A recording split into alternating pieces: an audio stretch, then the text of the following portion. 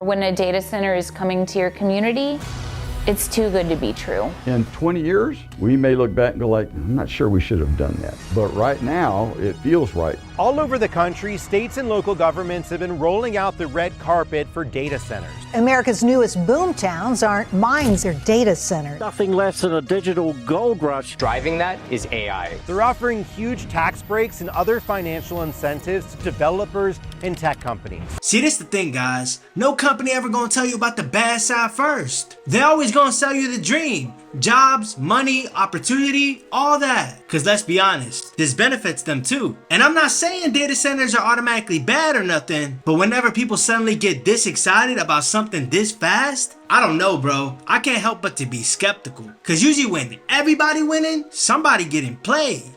And what do communities get in exchange? Google's $40 billion announcement. Tech titans pouring billions of dollars. $27 billion. $600 billion. Skilled tradespeople are needed to build these high-tech centers. Dozens of jobs. Everyone's jobs will change. Hundreds of jobs. High-paying jobs. Over 100,000 American jobs almost immediately. Dang, that's a lot of jobs being thrown around.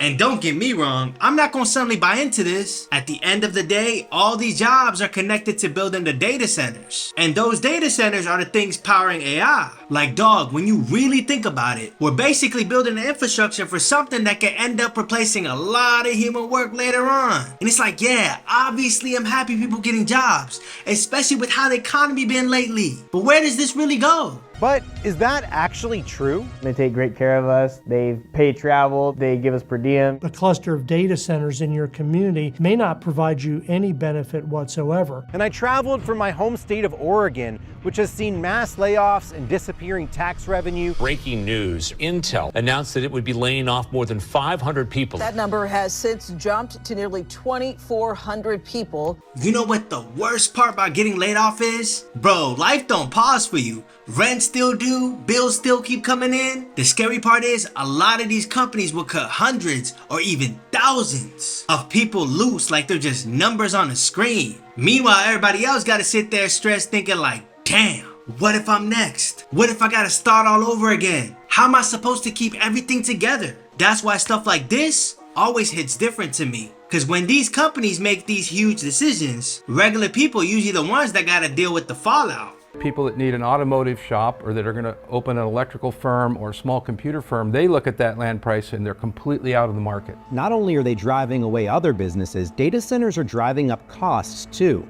Pacific Power and Portland General Electric customers saw a 50% increase in their electricity bills since 2020. Analysts say that data center growth is a major factor. So if your electric bill was like $50 a month before, a 50% increase will push that to like $75. At a certain point, their presence starts causing more problems for regular people than actual benefits. I gotta admit, I do feel bad for the smaller local businesses too, because once everything around them starts getting more expensive, a lot of them just can't afford to stay there anymore, which is kind of ironic when you take a step back and look at it. The same companies making everything more expensive are usually the ones with enough money to barely even feel it themselves. And what's worse, data centers aren't contributing as much money to the community as you might think. That's because Oregon's laws give data centers some $330 million a year in tax breaks. There are a number of incentive systems to come to Oregon. The enterprise zone is a 5-year no property tax waiver for building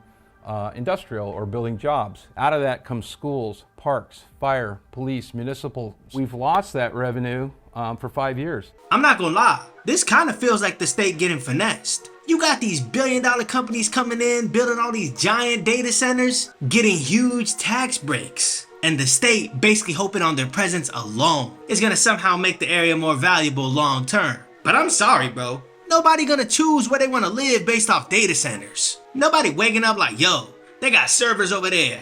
I gotta move there ASAP. That's why this whole situation feels weird to me. The state could have all this money coming in and using that money to help the communities there. But instead, they're basically letting all these companies slide, hoping it pays off later. That's wild. Local residents are already seeing the impacts from this lost tax revenue. A report from Good Jobs First found Oregon schools lost $275 million to property tax abatements that could have gone to hire 3,600 teachers. The people who live in Hillsborough are going to end up suffering because they're not going to have the high quality schools that they deserve, and a lot of that cash is just going to flow straight through the city like a sieve. I'd be damned if my education got worse over some stuff like this. We're not even talking about electric bills or businesses anymore.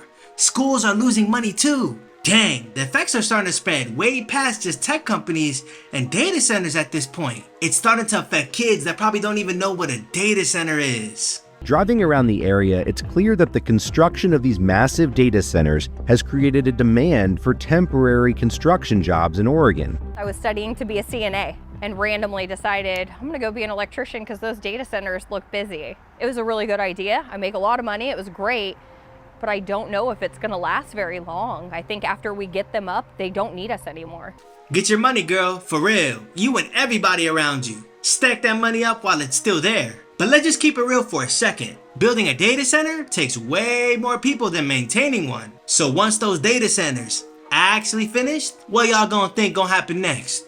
They not gonna need the same amount of workers forever. Maybe might just keep a few people around for maintenance and stuff like that. But after the main project done, a lot of those jobs probably gone too. Google announced it's investing $40 billion towards 3 new data centers in Texas. We are excited that our data center and energy investments are going to create jobs. Google currently employs thousands of Texans, and we support countless more jobs across the state through our work with local businesses. Texas will be the centerpiece for AI data centers for Google in the entire world.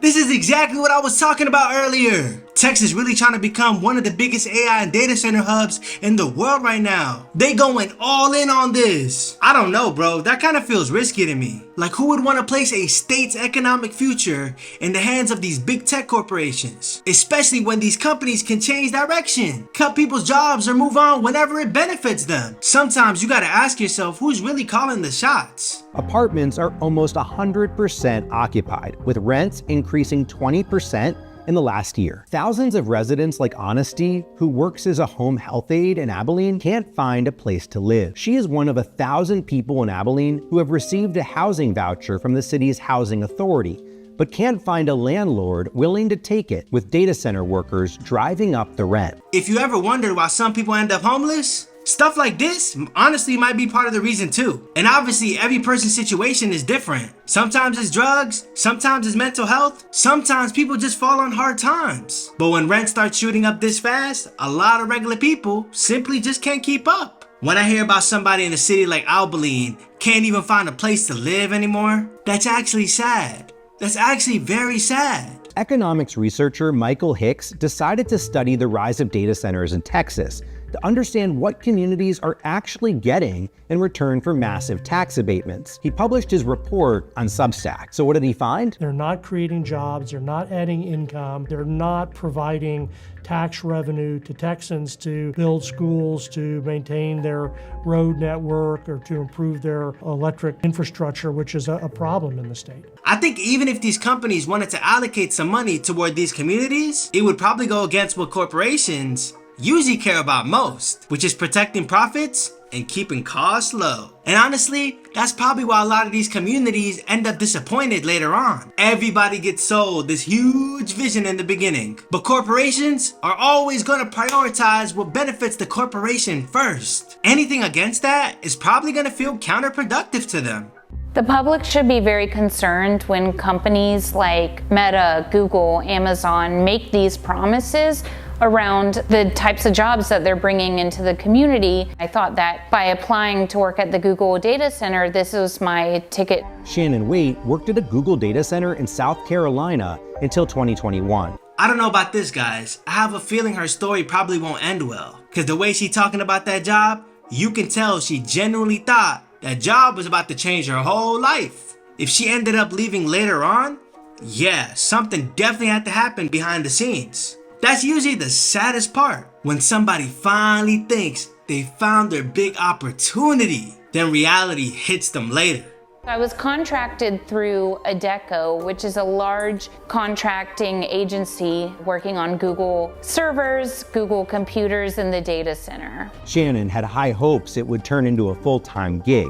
Anytime a new building was about to be built or go up, we would be so excited because we thought that meant that Google was going to open up a headcount for more full-time employees. Shannon, I'm sorry, but you're looking at it the wrong way. You gotta look at this stuff from the corporation standpoint every single time. Anytime it feels like more buildings, more expansion, more jobs, there's usually a catch somewhere. Companies don't just hire people forever out of kindness. They hire based on what benefits the business at that moment. And that's why a lot of people get disappointed later on. They see growth happening around them and assume that automatically means long-term stability for these workers, when that's not how always corporations think at all. When Shannon brought up money and asked coworkers about their bonuses, a superior told her she was not allowed to discuss pay, and security walked her out of the building. She filed unfair labor practice charges. Shannon now works as a community organizer. It's clear that there are no clear-cut answers when it comes to the real trade-offs of AI. It is true that some workers are seeing benefits with high pay, but even those workers, like Ty and Damien, understand that the bigger picture is a lot darker. Yeah, I actually experienced stuff like that in my old job too. We was low-key comparing pay, talking about who was making more, who was making less. Whole time, some people doing the exact same job with the same amount of experience, getting paid way differently. But if y'all worried about jobs right now, man, wait till y'all find out some companies are hiring without even having real jobs available. I'm just gonna leave it there.